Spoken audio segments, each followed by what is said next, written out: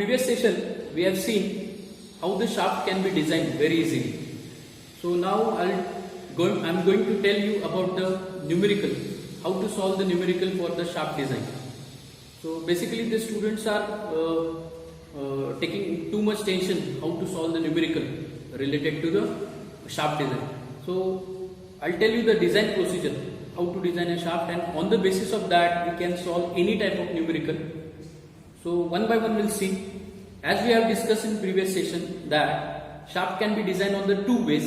One is on the basis of strength and another is on the basis of rigidity. Now in case of the strength, we have taken the various theories of failure and through which we have derived the formula, that is tau max, that is maximum shear stress, which is equal to 16 by pi d cube square root of mb square plus mt square. So here mb is bending moment, mt is torsional moment, and small d is the diameter of the shaft.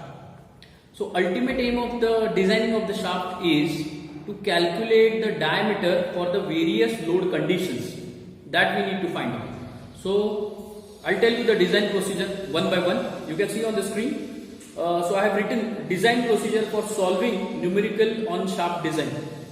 As we know, the final formulation for the strength basis or for solid shaft, we have written over here tau max is equal to 16 by pi d cube square root of mb square plus mt square.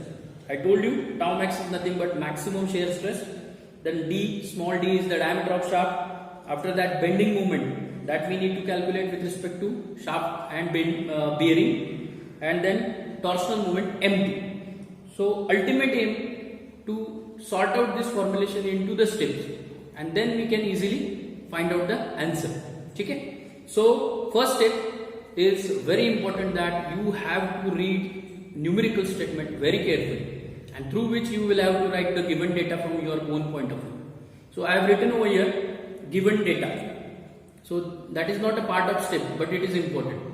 So given data that you should write carefully while solving the numerical. After that, step number one, I'll tell you step number one is to calculate one by one. I will calculate first of all the shear stress, because my equation suggests me that tau max is equal to, that is maximum shear stress. So first step is to calculate the permissible stress. What is permissible stress? Permissible stress means it is the stress that can be generated from the material point of view, and the material is having some yield strength if it is ductile. If it is brittle, it will have SUT also. So accordingly we'll have to select. Now tau max is equal to, maximum permissible stress is equal to, we have to consider 0.5 times SYT by Fs. SYT means yield strength of particular material divided by factor of safety. So I have written this first. So that will be the first step through which I'll get the maximum shear stress in Newton per mm square. Correct? So this will be the first step. Now move toward the second step, that is step number 2. As per the formulation you can see on the screen. So this will be the formula. This we have calculated tau max. Now we need to calculate first of all bending or torque. So it is very simple. According to the given power or given data, we have to calculate torsional moment very easily. So my step number 2 would be calculate torsional moment developed in the shaft, that is mt. Notation is mt. So as we all know, we have learned in basic mechanical engineering, that is power is nothing but power is equal to 2 pi nt by 60. So if I take the power in kilowatt, I will have to multiply by 10 raised to 6 in case of 60 into 10 raised to 6.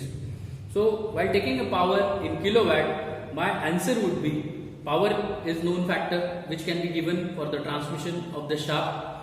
RPM, at what RPM shafts are going to rotate, that we need to calculate, and after that only one unknown is remain in that equation through which we can calculate the torsional moment developed in the shaft. So MT I have calculated Newton mm. So that will be the torsional moment, step number 2.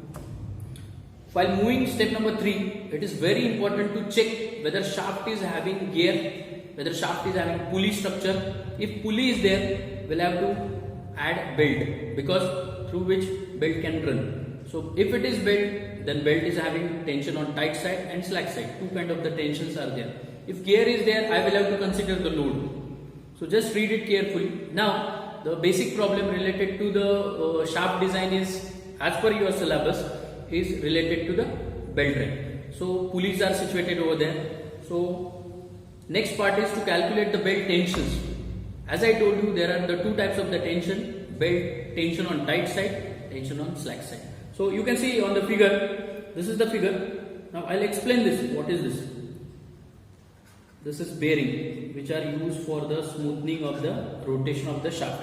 So this is bearing. Now after that, this is the shaft, and this is your pulley. So this kind of the structure is there for the design. This is the side view. Now in case of the front view, you can see this is pulley, and pulley is having diameter. It is mentioned by circle. Pulley is always circle through which belt can pass very easily.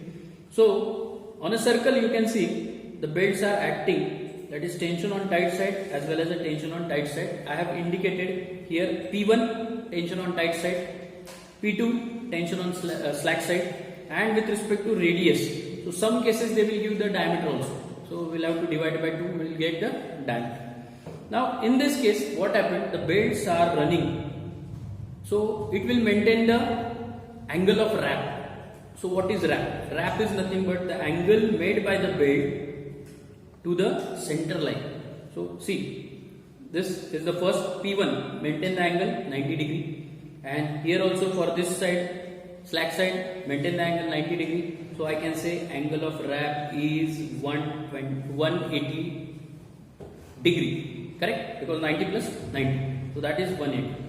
Now very important to calculate, that is P1 and P2, tension on tight side and slack side. So for that we'll have to use the torque, the reference of the torque, step number 2. So as we have learned in basic mechanical engineering, that is torque is nothing but force into perpendicular distance. So what is force? Here two forces are there, tension on tight side, tension on slack side.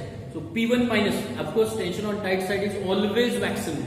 So that's why I will have to write force is P1 minus P2 into perpendicular distance. Now in case of the circle, because of the pulley, total load is always acting at a center. So I will have to take its CG. So it means total load is acting at a CG means with respect to radius. So that's why force into perpendicular distance, that is radius. So my equation would be MT is equal to P1 minus P2 into R, radius. So this will be the first consideration we need to calculate. Second step, either in numerical statement they will give you the ratio of tension on tight side to the slack side or vice versa, correct? So according to that I will have to write second equation, P1 by P2, tension on tight side to the slack side, which is equal to something. So that will be given. If it is not there, we will have to use e raised to mu theta. In that coefficient of friction and theta also they can give. So according to, we'll have to use. So you can see on the screen that with the equation A and B, it is very clear that we can easily find out tension on tight side and tension on slack side very easily, P1 and P2. Once I got the P1 and P2, that means tension on tight side and slack side, next step would be to calculate the total load condition on the structure. Now see on the figure, P1, P2, we have calculated P1, P2, tension on slack side. Now total load on the shaft is very important because that load taking by the shaft and then it will rotate. So for that, P1 is one load, P2 is second load, and the pulley weight, its self weight also maintain the load, that we can say W.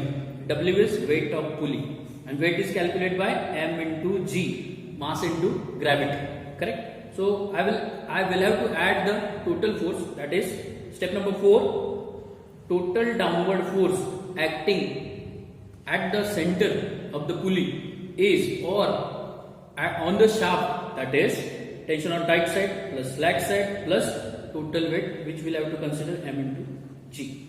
So this will get the total load, and through which we'll have to calculate the bending moment, which is the last part of our case as per the formulation. So bending moment is again nothing but force into perpendicular distance.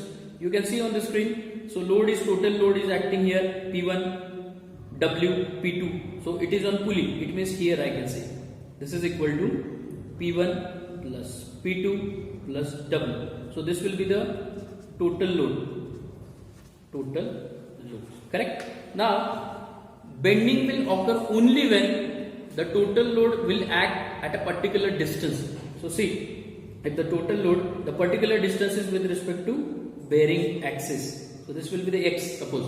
So my bending moment will be there, that is force into perpendicular distance. So I will have to write here P1 tension on tight side plus slack side plus W into X. I have mentioned over here X, that is perpendicular distance, through which I'll get the bending moment. Now we'll move toward the last step, and you can see from the structure of the formulation, tau max already we have calculated 0.5 SYT by Fs. Bending moment we have calculated by calculating P1, P2. Torsional moment we have calculated. Then remaining is only D. So shaft design means we'll have to only calculate the diameter of shaft, which is in mm always. So which indicates this much diameter will help to take a load very easily with the rotation. So that's about the design procedure. I hope all you have understood this procedure, and in upcoming lecture we'll see the numerical, how to solve, how to tackle the difficult numericals sequentially. But remember, you will have to follow the same sequence while designing the shaft. I hope I clear that. If any query, let me know. Thank you.